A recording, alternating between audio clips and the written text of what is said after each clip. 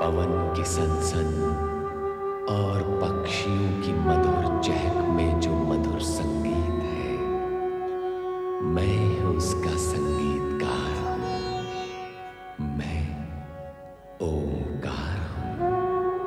उधर हिमालय भवन में जया विजया पार्वती को खोजती हुई वहां पहुंचती है जहां एक कोने में पार्वती पंचाक्षरी मंत्र का जाप कर रही है। पर पार्वती दोनों को वहां से जाने के लिए कह देती है। अपने कक्ष में मैनाक इसलिए उत्तेजित और विकल है कि शिव ने उनकी भूमि पर उनका अपमान किया है। मैना उसे समझाती है और जया विजया से पार्वती के विषय में पूछती है। जाप करती हुई पार्वती के पास नारद आकर उसकी जिज्ञासा का समाधान करते हैं। पार्वती शिखर पर जाकर शिव अर्चना करती है, पर भवन में मैना और मैनाक उसे खोजते हैं। लौटने पर मैनाक शिव का अपमान करते हुए पार्वती को प्रताड़ित करता है, तो पार्वती सहन नहीं करती और अपना निश्चय कह सुनाती है कि वो शिव आराधना कर अपने आराध्य को अवश्य प्राप्त करेगी।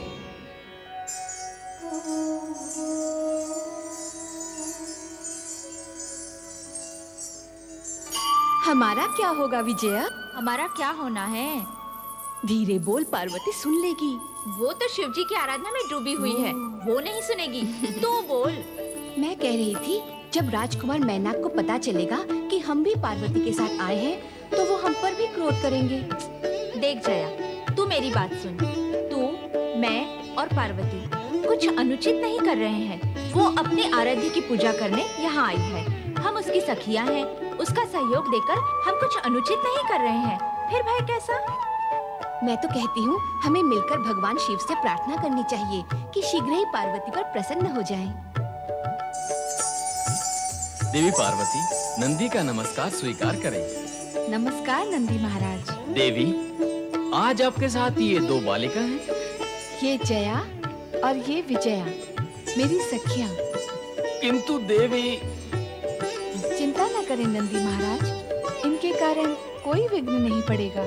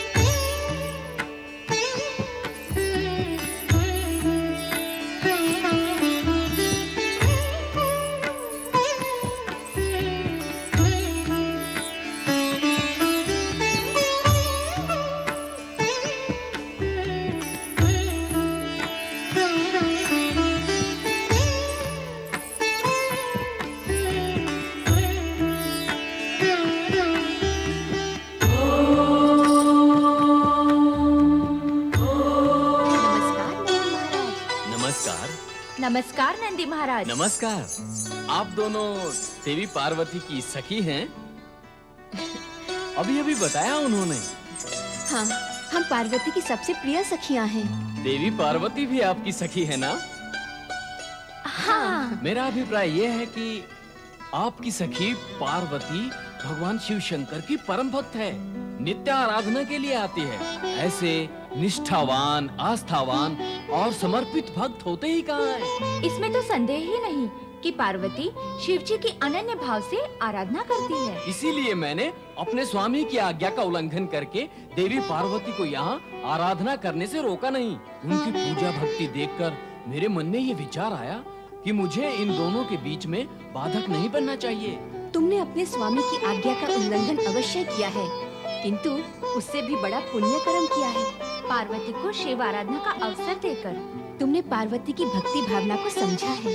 सत्य तो ये है कि आपकी उदारता और महानता के कारण ही पार्वती शिव आराधना करने में सफल हो सकी है।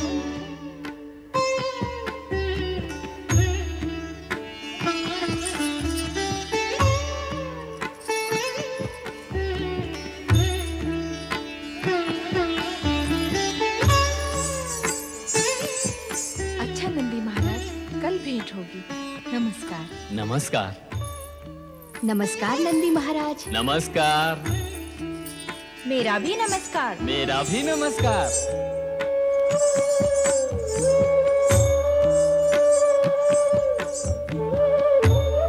देवी पार्वती की प्रार्थना कब सुनेंगे भोलेनाथ?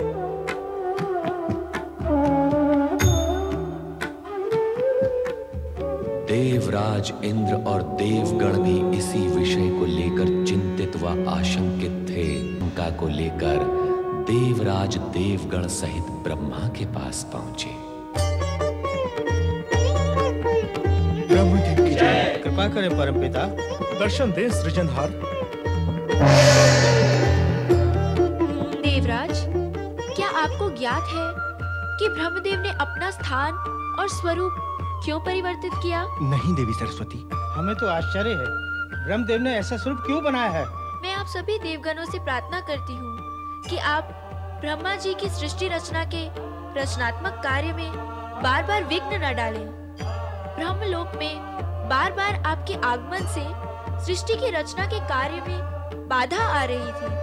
उसी कारण उन्हें अपना स्थान और स्वरूप परिवर्तित कर यहाँ आना पड़ा, किंतु आप यहाँ पर भी आ पहुँचे।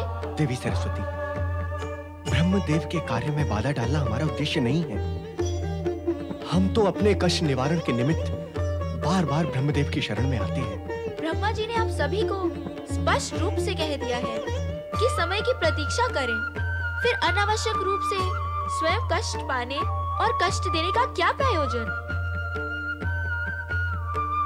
ठीक है देवी सरस्वती, हम समय की प्रतीक्षा करेंगे। नारायण नारायण। माँ सरस्वती, अपने पुत्र नारद का प्रणाम स्वीकार करें। आओ नारद, मैं वही विचार कर रही थी कि अब तक तुम प्रकट क्यों नहीं हुए? माँ, आपके पुत्र नारद की नियमावली में अकारण और समय से पहले प्रकट होने का कोई नियम नहीं है। नारायण नारायण। समय आ पहुँचा तो मैं भी आ पहुँचा। समय पर और कारण सहित प्रकट होने का तुम्हारा नियम है नारद, तो अब यहाँ आने का कारण भी बता दो।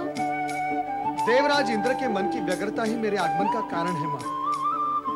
माँ, जब तक देवराज इंद्र अपने मन की पीड़ा परमपिता ब्रह्मदेव से नहीं कह लेंगे, तब तक के लिए वे व्यग्र रहेंगे, और जब तक ये व्यग्र रहेंगे, तब तक मैं भी व्यग्र रहूंगा। माँ, कृपा करें और परमपिता ब्रह्मदेव के दर्शन की आज्ञा दे। जो कुछ तुमने कहा है और जिस ढंग से कहा है, ऐसी स्थिति में आज्ञा ना देकर मैं स्वयं भी व्यग्र हो जाऊंगी। माँ सरस्वती की, माँ सरस्वती की, माँ सरस्वती की। परम पिता ब्रह्मा जी की जय।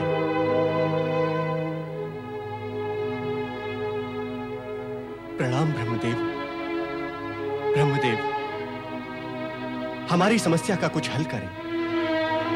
देवराज इंद्र, मैं तुम्हारी समस्या से भली प्रकार अवगत हूं, किंतु इस समय मैं तुम्हारी कोई सहायता नहीं कर सकता। परमपिता, कारण? इस समस्या का हल देवादिदेव शिव जी की इच्छा पर आधारित है, और हम सब देवतागण उनकी इच्छा के अनुसार ही कार्य करते हैं। वो तो सर्वविदित है ब्रह्मदेव, किंतु अब तारकासुर के अन्याय और अत्याचार सहन शक्ति की सीमा के परे जा चुके हैं। जब तक उस पापी दुष्ट का अंत नहीं हो जाता, हम देवों की समस्या का समाधान नहीं होगा ब्रह्मदेव। देवराज, एक ही सत्य को बार बार दोहराने पर भी तुम उसे भूल जाते हो। कौन सा सत्य ब्रह्मदेव?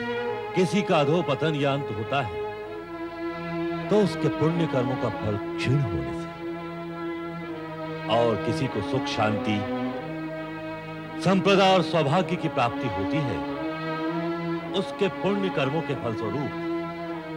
तारकासुर तपस्या का सुफल भोग रहा है और देवतागण तपस्या भूल गए हैं। जब पुण्य ही शेष नहीं है तो समस्याएं ही समस्याएं होंगी। आप आज्ञा करें ब्रह्मदेव, हम तपस्या करेंगे। मेरी आज्ञा पाकर तपस्या करने से क्या होगा? पुण्य संचित करने के लिए आप लोगों को शिव आराधना करनी होगी ताकि आपके कष्ट मिट सके। परमपिता, पार्वती कितने समय से भगवान शिव की आराधना कर रही है, किंतु अब तक वो अपने लक्ष्य में सफल नहीं हुई। अज्ञानी मत बनो नारद, तुम्हें तो भली प्रकार विदित है कि आराधना और तपस्या कभी व्यर्थ नहीं जाती। पार्वती की तपस्या भी सफल होगी, उसकी आराधना भी सफल होगी।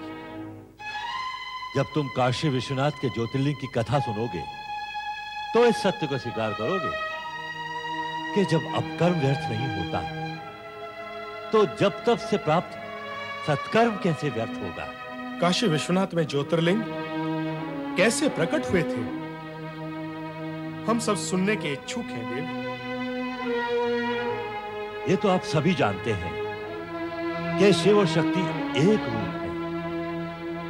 शिव और पार्वती की लौकिक तथा वर्तमान लीला इस जगत के समक्ष तपस्या का महत्व बताने के लिए ही रची जा रही है, ताकि आने वाले युग में यह प्रसंग आदर्श प्रस्तुत कर सके। मेरी बात सुनो कि शिव शक्ति का अर्धनारीश्वर रूप ही इस जगत में व्याप्त होगा।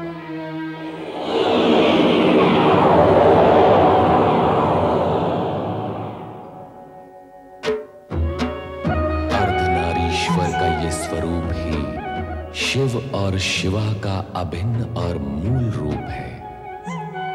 जब जब शिव शिवा एकाकार होकर विभिन्न रूपों में प्रकट होते हैं, तब तब नवीन घटनाएं घटित होती हैं।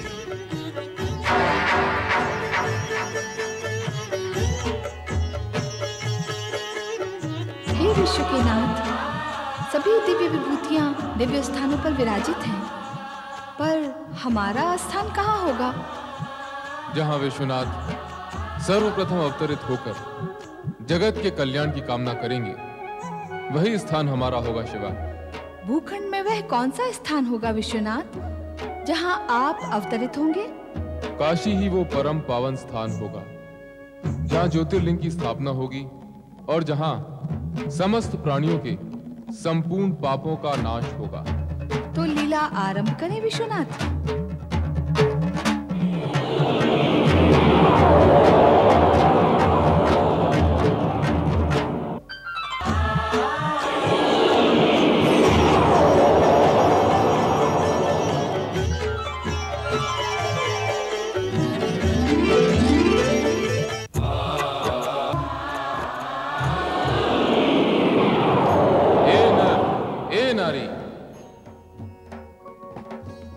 तुम शिव और शिवा से उत्पन्न नर और नारी, व्यग्रता का त्याग कर अपने पिता शिव की आराधना और तपस्या करो। तुम्हें सभी प्रश्नों के उत्तर मिल जाए। आराधना और तपस्या की स्वयं स्फूर्ति एवं प्रेरणा होगी।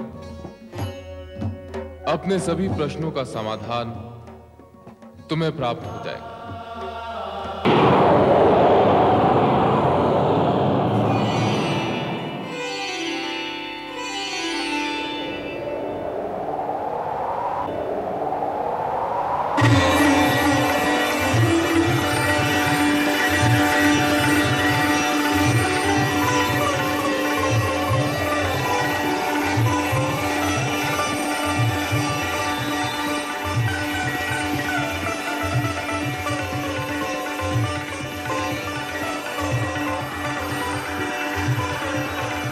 यही काशी है। हाँ, यही काशी है।